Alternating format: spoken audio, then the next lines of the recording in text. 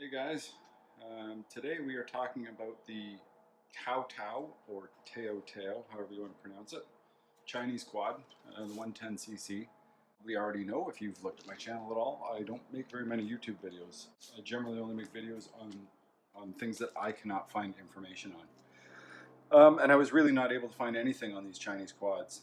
I want to do a suspension upgrade. This is my 6-year-old. He's turning 7 soon. He weighs about 50 pounds or so.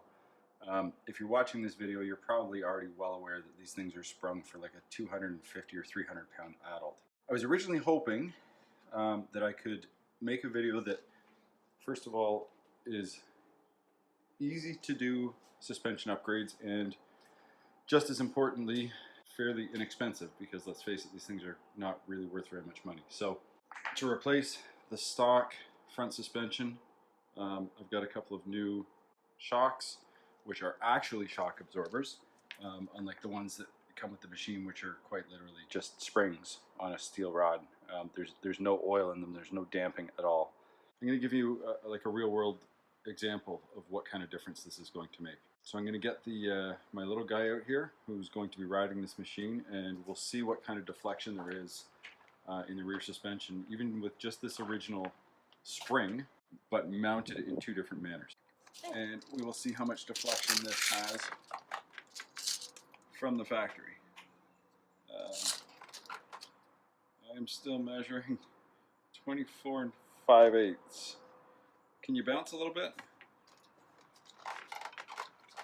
So, I mean, this thing almost doesn't move. Okay, so here's the spring in an alternate configuration.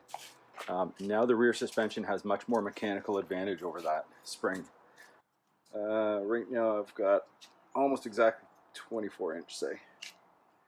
So we will get him to climb back on there again now, and we'll see what kind of difference it makes. There, bud.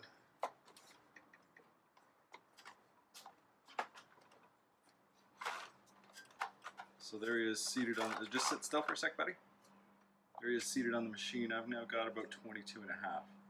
So with his 50-pound body weight on that same spring, now there's much more mechanical leverage on that spring. I keep wanting to call it a shock absorber, but it's not. And you can see how much softer that suspension is already.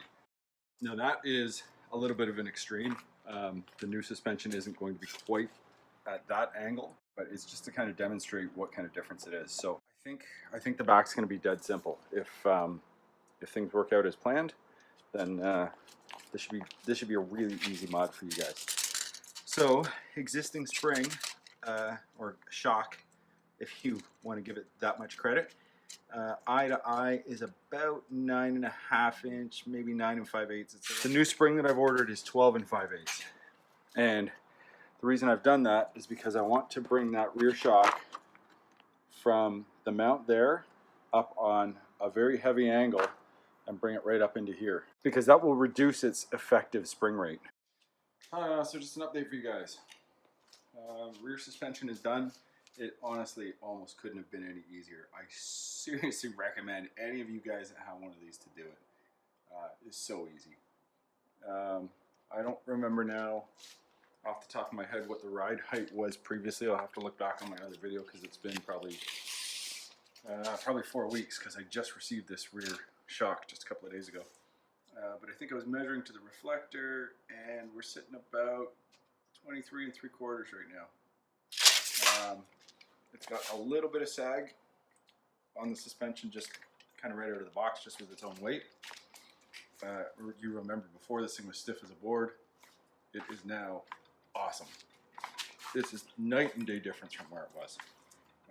Unfortunately, my little guy's gone to bed. It's almost 9 o'clock at night here. So, but really quickly, how it was done, and it honestly could not be any easier. You guys save yourself the trouble. I made a mistake when I ordered this rear strut. I looked back and checked my order, because when it arrived, I said, hey, that's not right. Well, I didn't order it with the eyelet on the end. This is the new front. There's eyelets on both ends.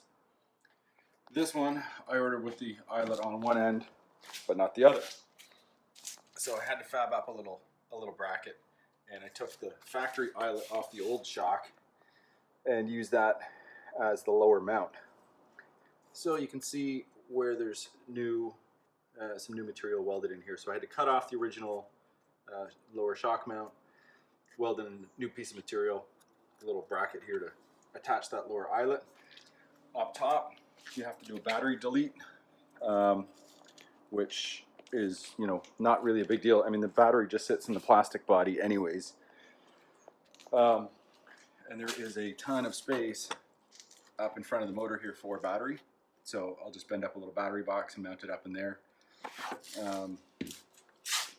So previously this was just a large opening. It's literally just a couple of pieces of 1/8 inch flat bar, 1/8 inch by 1.5. Hole sawed at the one end with, I don't know, it looks like probably about a 7/8 or so, this pipe. So hole sawed here so that it fits nice and tight, and chopped at about a, I don't know, 80-degree angle on this end, just because that's the way that this square stock is set up on the bike. And that's it. Quick simple bracket. I just took washers, welded a washer to either side of these flat bars, and then cut a washer in half, so it's a half circle, and stuck that between it.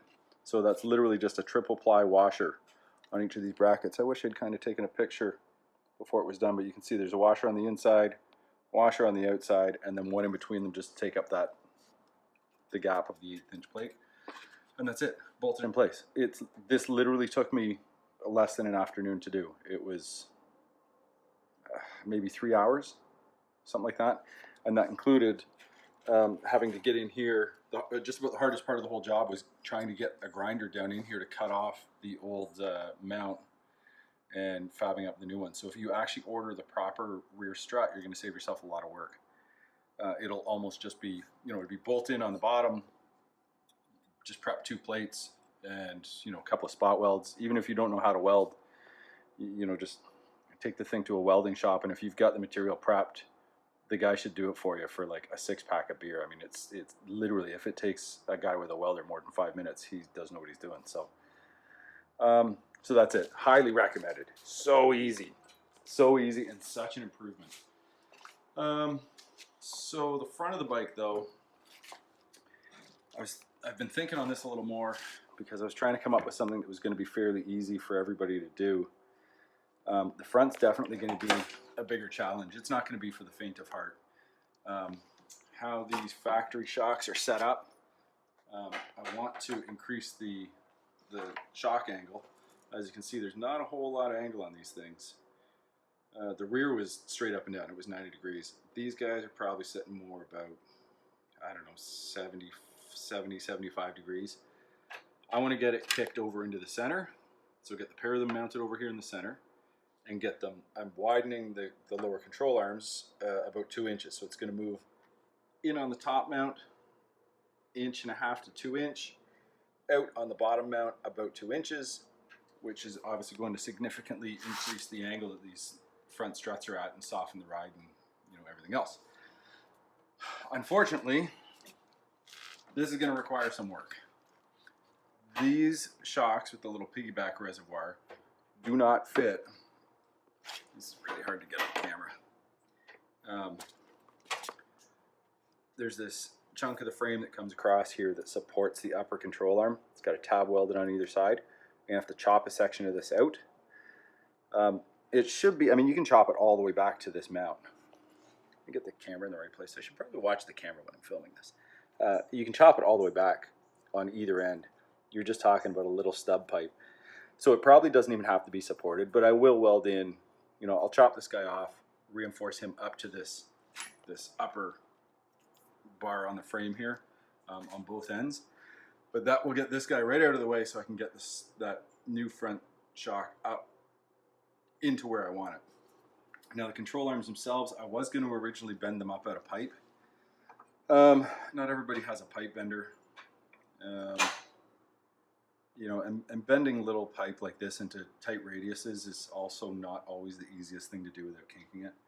So I finally decided I'm probably going to cast them at home out of aluminum with lost foam casting.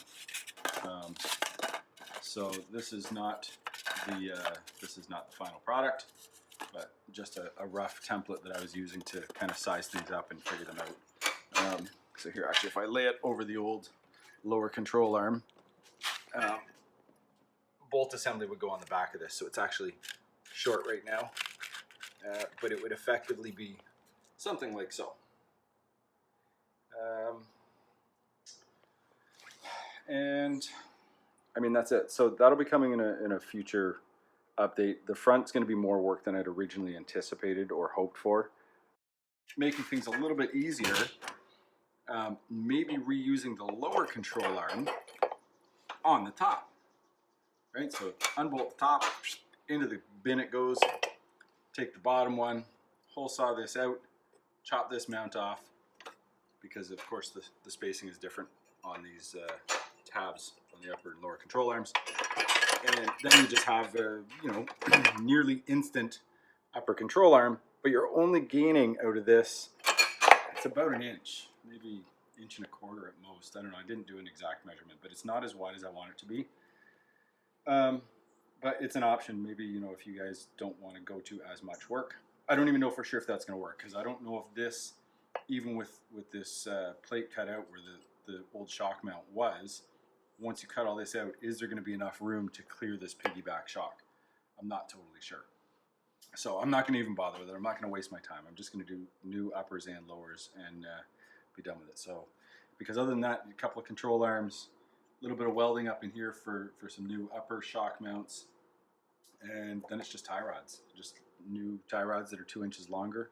I probably just get the turnbuckle section of them at the Tractor Supply store, and that'll be it. But I just wanted to give you the update on the rear, and the fronts will be coming hopefully soon. So that's it for now.